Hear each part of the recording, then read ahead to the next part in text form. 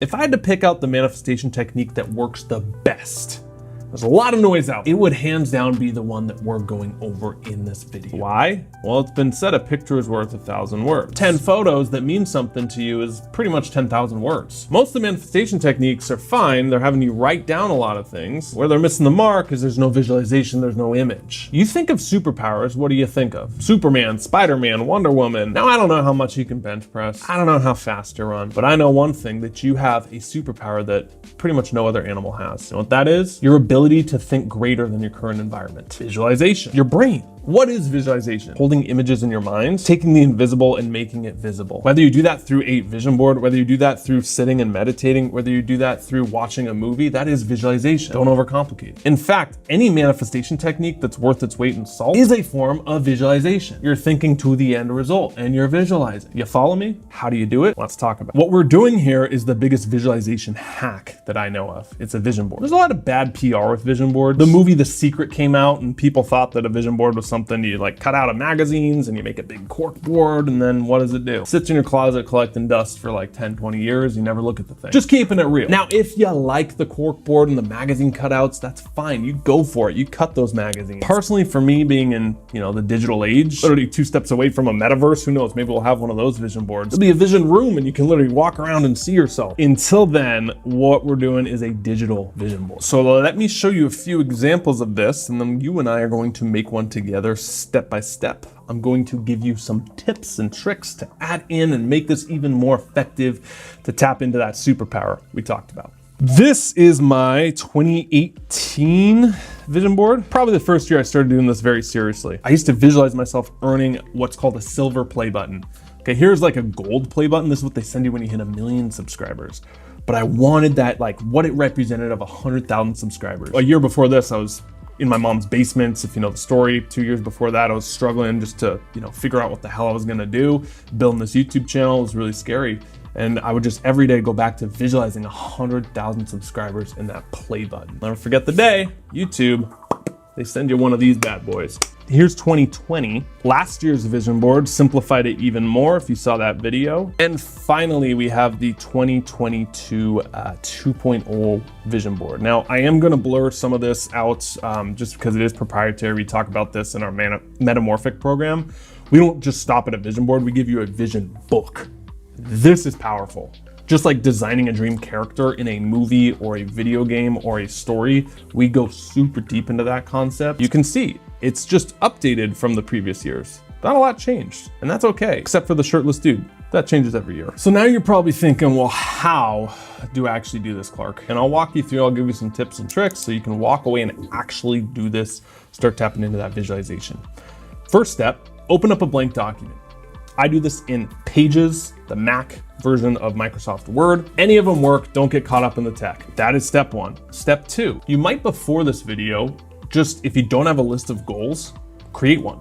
What are like 5 things you want to accomplish this year would make it feel like a win for you? It's okay if you don't have that, you can still do this exercise. I just find it's better. Better yet, if you watched our ultimate guide to keeping a journal tutorial and you have them in the back of your journal right there, that's gonna help a lot. Again, optional, but this speeds it up. Step number 3, you're gonna go to Google, our good friend. Start with something easy. Let's look at nice houses, Scottsdale is what I Googled. And so look, I have 0 originality because that I think is actually on my vision board, just the first one. Come here, copy image, go back, paste image. You just ordered yourself a nice house. You can do this in landscape mode. I might switch it to portrait mode. Hamburger way versus hot dog way. Guys remember that from grade school? As a general rule for your vision board, this is important. It is better for you to have 10, maybe 12 max images on a vision board than have like 100 or 200 images and quotes and features.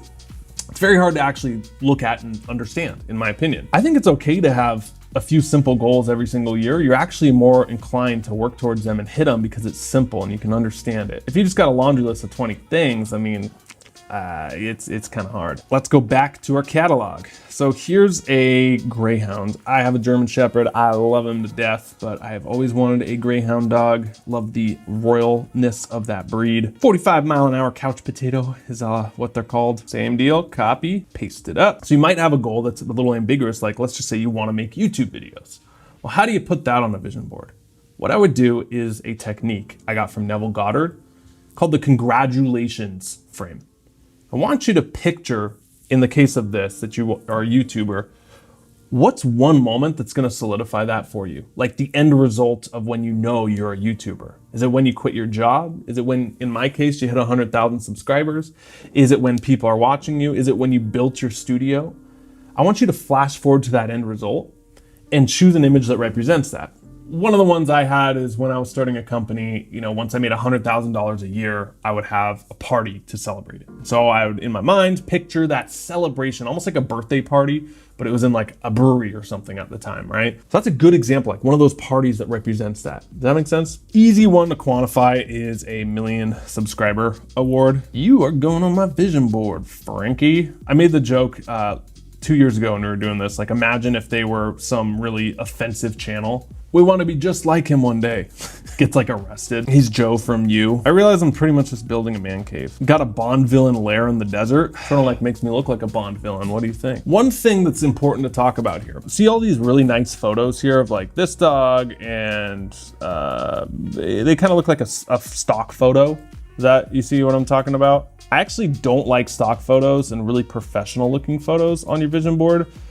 Because when you actually experience it, it's going to be through your eyes. It's not going to be through like 50,000 edited filters and whatnot. So actually go for more of the authentic looking photos if you can find them. So if I had to choose between this photo, which is really high quality and pro, and like this photo, I'd probably go with this photo because it looks like it's just taken through an iPhone. A quick mindset note on that to take away from this is I think, to extrapolate on that point and go bigger, a lot of people are comparing their life to the vision boards of perfectness of others. Before you ever compare yourself to someone else's life, even my life, you're watching me right now, right? To compare, you need the full context. You don't know the full context of their thoughts throughout the day. Is their relationship falling apart? But it looks so perfect, right? He has an alcohol problem and he's drinking, but at least we write humongous captions talking about how much we love each other. The person who's running a business, but their customers hate them and they have a terrible rep in the industry. The fitness influencer who's talking about drinking supplement shakes, but they're injecting Tren and anabolics into themselves. The fashion influencer who's promoting a skincare product, but they have all this Botox and they don't tell you about it. I mean, I can keep going on and on and on. I think you understand. We can't even really compare ourselves to other people without the context. I love this Instagram versus reality places. I think this is very powerful to drive home. And so you have Insta, there's no one there, it's beautiful, the water, but in reality, it's just crowded. There's tourists, they're spilling beer in the lagoon. This is a BuzzFeed article. I think this is the only time I've consciously chosen to visit BuzzFeed. Coliseum right there versus reality. That versus Shipwreck Beach. You see my point? And when we realize this, we can find humor in it and acceptance in it. And I actually find a lot of peace in that. It's not lowering your expectations, it's just comparing. You need the full context. So if you want to make it this picture perfect, aesthetically pleasing, like Pinterest vision board, to each their own.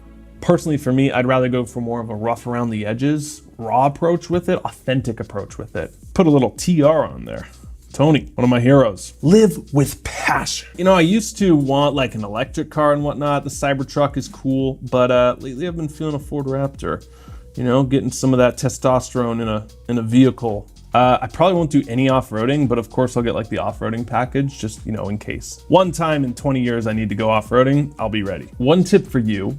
1, 5, 10. That's kind of the time frame I want you to think of. 1 year, 5 years, and 10 years. I really don't think you can predict 10 years down the road. You can have kind of an image of an intention that you want, but having like, I have to have this by this date on 10 years, a lot's gonna change in 10 years. And I've found really setting goals outside of 18 months to be sort of tricky. Again, you can have intentions, but it's like saying, I'm gonna go from LA to Seattle in one road and I'm sticking to that road. Even if there's a road closure, I'm just gonna wait on the road until it goes away, even if it's 2 weeks, because that's the road I decided on, right? See how limiting that is versus if you remain flexible, go from LA to Seattle, if there's a road closure, I'll find another way around it. That's remaining flexible. And that's what I think when you have the intention, this is what I wanna do in 1, 5, or 10 years, but I'm not married to it, that's a much more powerful adaptation way you can go about it. I have all my clients do not just a vision board, but a story book where we literally create their dream character, you 2.0. How do they think, feel, and act? What sort of traits do they have? And we construct this dream character that becomes your identity, and we help you shift into it in 6 weeks. That's our metamorphic program. One of the women who came in and was with us, she was young, early 20s, just got out of the Air Force. She went through it. She had no clue. She didn't really have a job. She was living at home. She had really no clue what she was going to do with the next chapter of her life. She was in an unhappy relationship. Took our vision board, took our storybook, took our workshops that we actually help you do. For the first couple months, it sat there and she was like, is this thing actually working? I put my dream job on here. Okay, when's that dream job gonna pay off? I put this mural that I like on there because I'm a painter, but okay, when am I actually gonna paint murals like that? This impatience kind of kicks on, which is totally fine. You know, you want something not tomorrow, you wanted it yesterday, especially if you're in a spot that you're not too stoked on. I totally get it. Feeling that pressure or impatience. Well, she sends me a message after 8 months letting this thing marinate. You know, she sends me the message. It's a chunky message. It's probably that big. By the end of those 8 months, she moved out of her parents' basement. She got a job. And she would go to this job. It was her dream job in a community in Florida that she loved. She almost threw her phone. She was so excited when she saw it. She went into work the first day, looks out the window. You know what's there? Smack dab in her face? A mural. But not just any mural. The mural she put on her vision board that she wanted to see something like that every day. Now that's her view from work every single day. The relationship she was unhappy with, she ended. She found a new one, a guy who was super supportive, who supported her vision and her art that she wanted to do. She finally felt like things were turning around. That's just in 8 months to a year of making that and setting your intention on a vision board like this. I've seen it in my life, but I've seen it dozens and dozens and dozens of times in our program, in our coaching program, where people are setting intentions and they actually present themselves to you in a way sometimes it's even better than you put on this vision board. But it never will if you don't set that intention. Again, we do this in a manifesto is what I call it here. And this is like even more in depth than a vision board. So if you want to know more about this, it's in our metamorphic program. It is proprietary, so I'm never going to show this on YouTube. This is the back section of the journal that I was talking about. If you want to hear more about it or you're interested in that, I'll link down below where you can apply to be in our metamorphic program. If you're like, yes, I want this year to be different. I want to create the 2.0 version of me. I want to stop settling, start living. I don't want this education to be entertainment anymore. Like, I want some results. Click down below, speak to one of our enrollment coaches, and they can give you some more info on it. You also get to work with me one-on-one. We have live calls, or you can, ask me your questions if you want, talk to me. There's a lot of access in that program. We're also raising the price $1,000 in like a week. So don't wait, click that link down below, apply if you're at all interested. One tip, although I'm not the biggest of adding words, sometimes they can help, especially if you have anything like ambiguous. That's a tip. Now that you have your vision board, what do you actually do with it? Where do you put it? How do you make it so that it impacts you? Quick tips. 1, you might actually export it, screenshot it, and put it as your desktop background. Number 2, you could make a mobile version and put it as your lock screen. Fantastic. I mean, you're gonna look at your phone 50 times a day or pick it up. Reinforcing it, getting it in your subconscious. 3, you could print it out and put it in the back of your journal. That's what I recommend right here. This is my vision board. So every time I'm looking at my goals, I'm hit with it right there. And the 4th one, this is a bit of a hack. I don't know if this is TMI, but what I do is I print it out and I put it in my bathroom wall. You're gonna be in there multiple times a day. You might as 3 minutes when you're brushing your teeth, or I just find that's an easy place where there's like downtime, but you can still look at it and reinforce it in your subconscious. If you're here, you're still watching, that means you made it to the end of this video. I know that you're serious and you're gonna do this. So if you do, send me a photo on Instagram. Just take a photo, send it to me so I know that you made it. If you want to share it with someone, bring it on. If you want some professional help on this and you're ready to shift and create into the 2.0 version of you that you know you're capable of, click that link down below, apply for our metamorphic program. We've got a few spots available and we'll see if it's even a good fit and we can potentially help you. That's it. Thank you so much for being here. Love ya. And until next time, stop settling, start living. See ya.